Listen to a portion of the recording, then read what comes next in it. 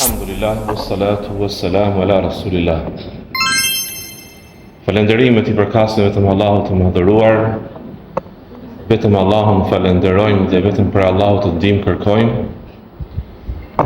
E lusë Allahun e madhëruar, mëshiruesin, mëshirbërësit të na falë gjunat dhe gabimet tona, dhe lusë Allahun azza wa jall të na ruaj, të na mbrojë nga të këqijet e vetëve tona dhe të këqijet e punëve tona.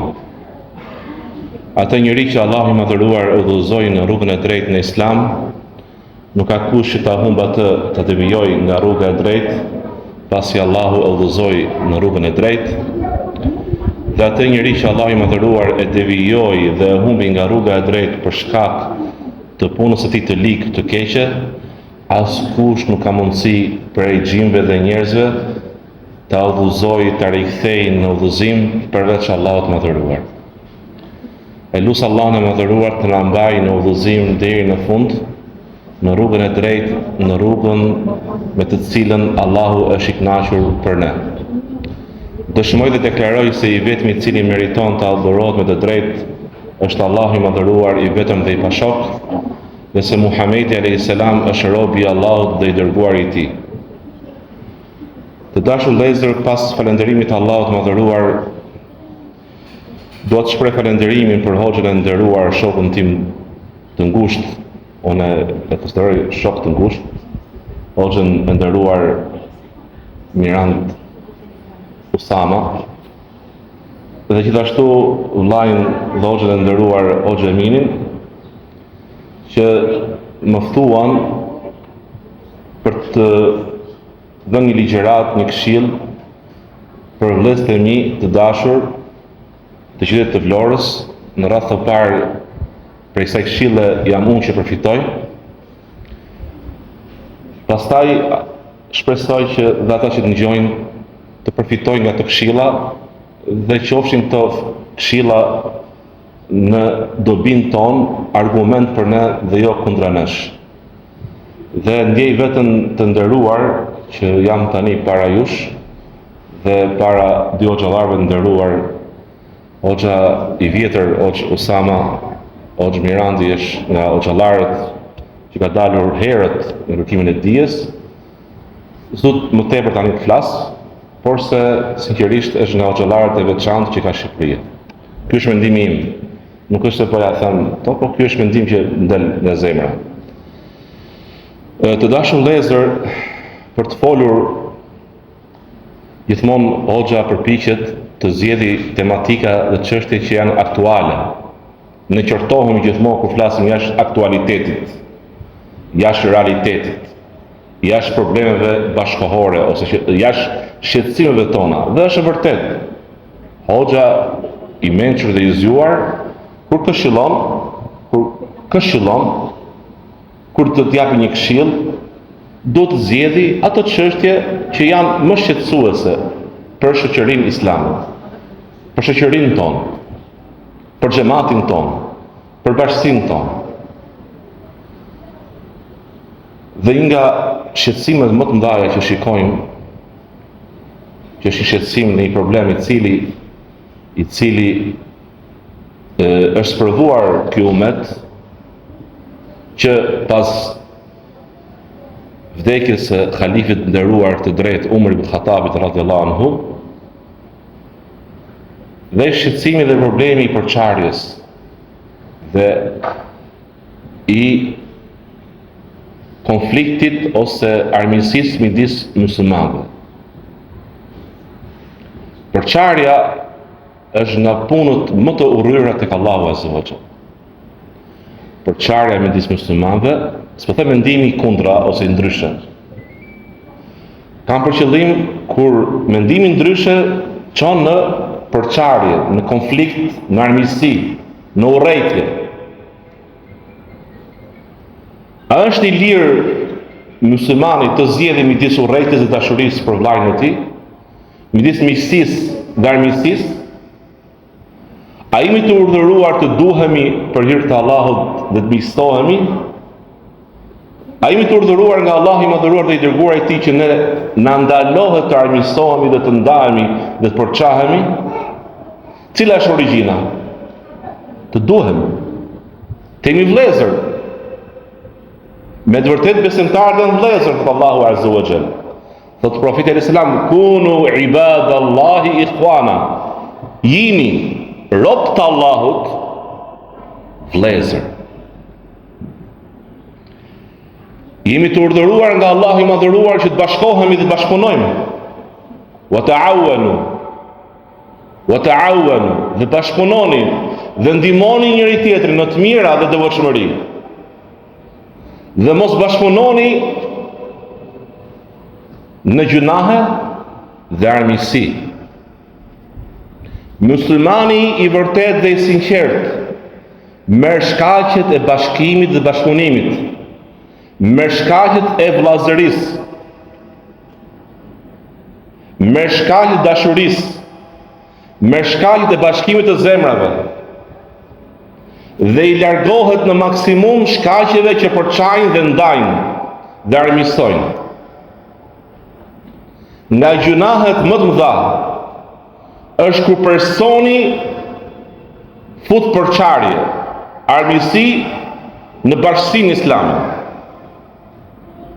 Qoftë në raportin individual, ai në raport me të tjerët, gjë shkaqe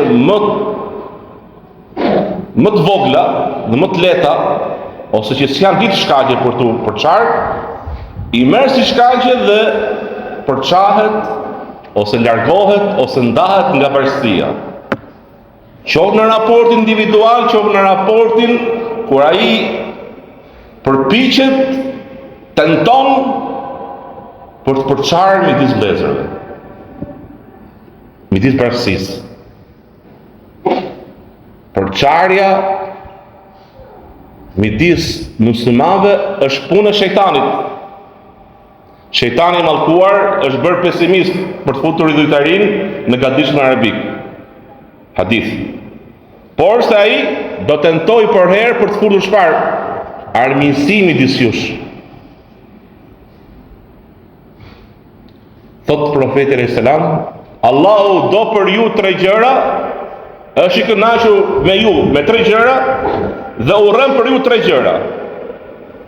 Allahu i madhëruar do, pra është i kënaqur me ne. Ta adhurojmë atë të vetëm, mos i bëjmë shok. E para, dhe një herë, baza. Ta adhurojmë Allahun të vetëm dhe mos i bëjmë shok. E dyta, baza dytë, bazë.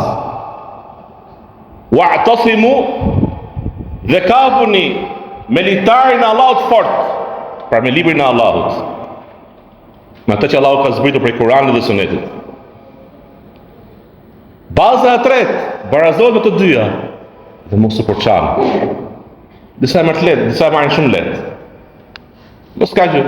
Ai, filani, ose kështu, filan hoxh, ose kështu filan xhamat.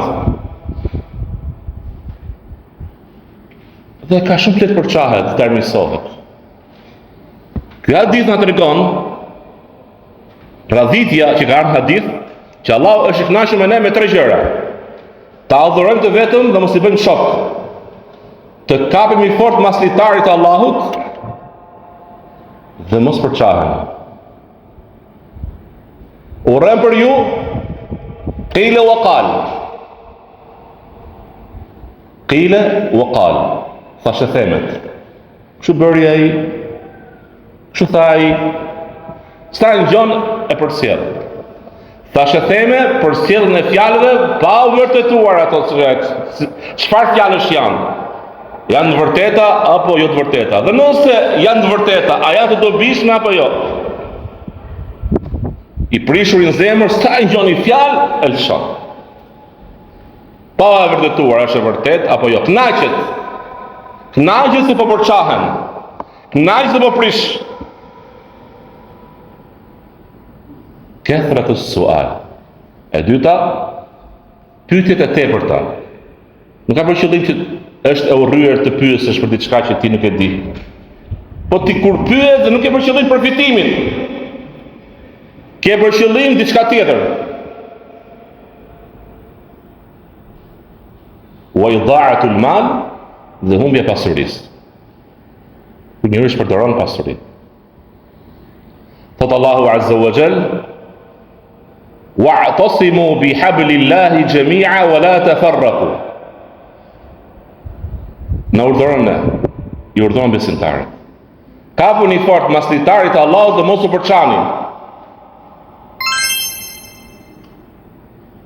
Wa la tanaza'u, dhe mos u përçani. Mos u përplasni me njëri tjetrin. Se për ndryshe ju do humni, do bini disfat, dhe do largohet, do dobësohet fuqia juaj. Hoxhë nderuar, a është gjuna me pas mendim ndryshe? Jo. Nëse dy hoxhallar mendojnë ndryshe në një çështje të fikut, në një çështje të fesë, por se të dy këto hoxhallar ose të dy xhamate, pra pjesë për xhamatin, janë nisur me qëllimin e mirë për të arritur të vërtetën e para. Dhe kanë ndjekur rrugën e duhur për gjithë të vërtetën, Kur'anin dhe Sunetin. Por se njëri gaboi, tjetri e qelloi. Qoftë ai hoxh, qoftë xhamat. Çka mundësi që këto argumentet. Pra flasim ajo kategori e xhamatit që ka mundësi të dallojë argumentet dhe të përzjedhë. Nëse janë këto dy kritere, kriteri i parë qëllimi i mirë për të arritur vërtetën, pra sinqeriteti, jo ndjekja e epshit, jo fanatizmi, jo imitimi i dikujt, ose fanatizmi ndaj dikujt ose ndaj grupi. Dhe ndjek argumentet, bazohet në argumente.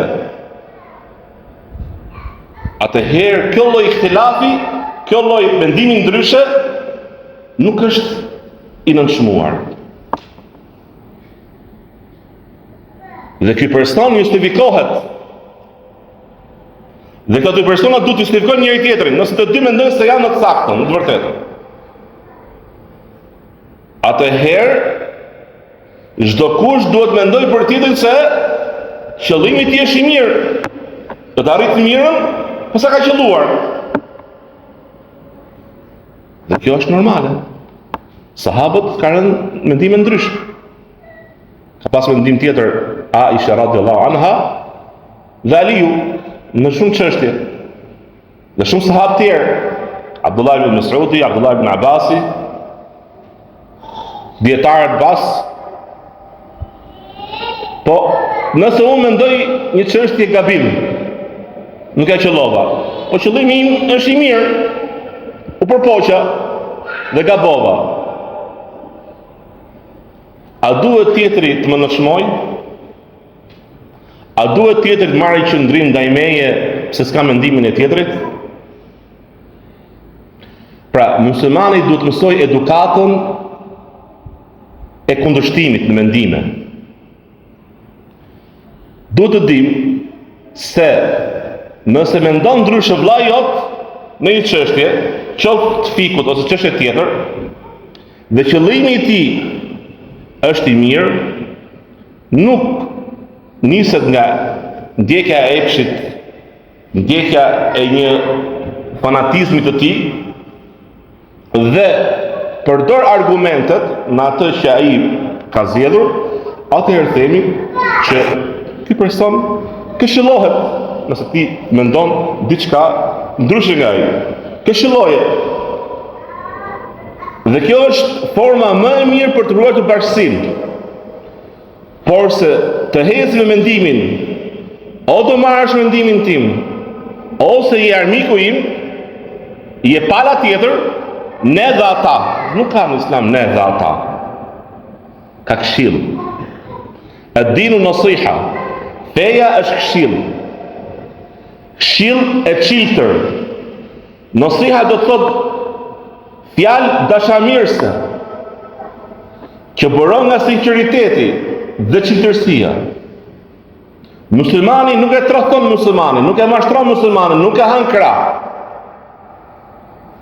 Çfarë ke me vllajën tënd, dili përballë dhe këshilloje në mënyrë më të mirë.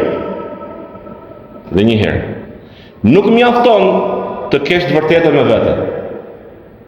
Por se siç është kusht që ti duhet të këshillosh me argument, është kusht që edhe forma e këshillimit të jetë e saktë. I dërguari Allahu sallallahu alaihi wasallam, që kishte të vërtetën më të madhe, më absolute, i thot Allahu azza wa jall: "Walau kunta faddan ghalidha al-qalbi lanfaddu min hawlik." Nëse do ishe i vrasht, i ashpër me ata, me sahabët, me ata që kishin zemrat më të pastra, do largoheshin prej teje. Pra sikurse je urdhëruar të këshillosh me të mirë, me të vërtetën, me të drejtën, i këshilluar të këshillosh me të mirë, me butësi. Kjo është origjinë. Dhe muslimani e justifikon muslimanin. Muslimani e justifikon muslimanin. Dhe më shumë pajson veten e tij. Dhe nuk është i pamëshirshëm. Nuk është jo tolerant. Të dashur vëllezër, bashkësia është hajër, është mëshirë, dhe përçarja është dënim. Le të jemi njerëz pozitiv në shoqëri, qoftë brenda nesh, qoftë dhe jashtë. Të dashur vëllezër, smundja më e rrezikshme që ummeti islam ka kaluar ndër vite, ndër shekuj, është smundja e përçarjes. Smundja e armiqësimit midis nesh. Muslimani s'duhet të dali nga kjo botë dhe të ketë mbi supe gjunahe të tilla. Të jetë përçarës, të jetë njëri që konfliktohet me tjerët, ose fut konflikt midis njerëzve. Kush është më mirë nga dy persona kur shkëmbejnë selamin? Ai që jep i pari apo i dyti? Kur jepet selam apo ai që e jep selamin? Pra kush është më i miri? Janë dy persona takohen. Ne dim që ai që është ulur, ai që vjen jep selamin, apo jo? Po ky që është ulur, nëse jep i pari, lejohet? Si e dini këtë çështje? Kemi hadithin që thotë, më i mirë është ai i cili jep selamin pari. Atëherë i themi këtij mos praktiko sunetin, sepse suneti është për atë i cili vjen jep selamin. Apo themi jo, më mirë është ta vërtet selamin i pari.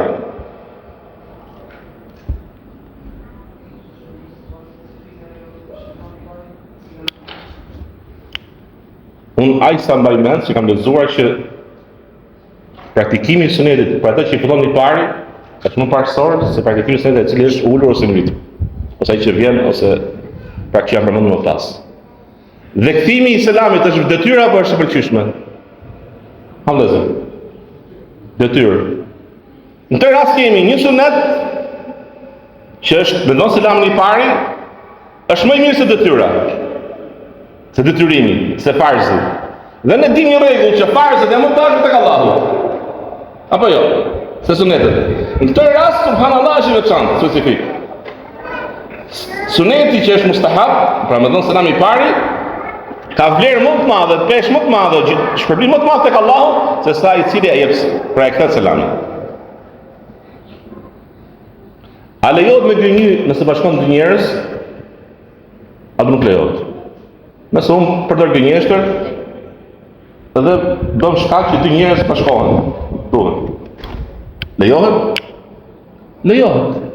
Apo jo? Imagjinoni, lejohet gënjeshtër. Në këtë rast,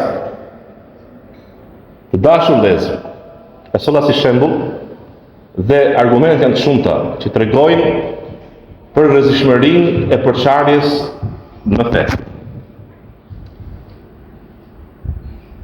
Rrezikshmërisë që ka përçarja e zemrave ose ftohja e zemrave midis muslimanëve. Unë i këshilloj këto vëllezër që kanë qef shumë, thonë politika, duhet me politikën, duhet shkojmë në politikë etj. I them politika më e rëndësishme që ne bëjmë sot, gjë hapi më i mirë, është din bashkohemi, bashkëpunojmë. Çdo kush keq i dallohet. Hajde blidhemi. Sa burra jemi, sa fuqi kemi imani. Hajde bashkojmë 3 persona bashkëpunojmë.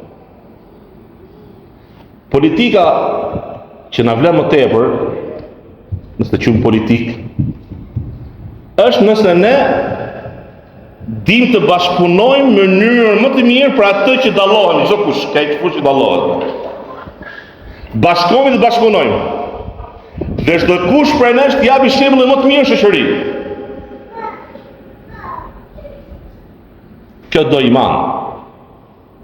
Kjo do me thënë shumë ego, shumë statuja, shumë pengesa me kalu me i thë. S'është e lehtë. Me falë, me toleru. Prandaj, ne duhet të fillojmë nga vetja, nga brenda, nga bashkësia, dhe të japim ndriçimin dhe jashtë. Kur ne vetë jemi të hallakat, jo aty ku duhet, larg shembullit sahabëve, Allahu i shufnashëm me ata, të cilët edhe patën kundërshtime, por se nga kundërshtimet e tyre përfiton edukatën e kundërshtimit. Ne dim të duhemi për Allah, të bashkohemi për Allah dhe të largohemi nga shkaqet e urrëties dhe armiqësisë.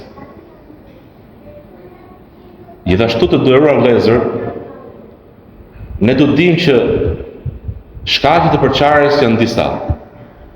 E para është mosdia. E dyta është fanatizmi.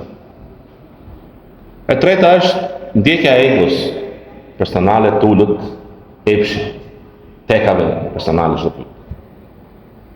Për gjitha ato ka ilaçe. Ilaçet ndodhen në Kur'an dhe Sunet.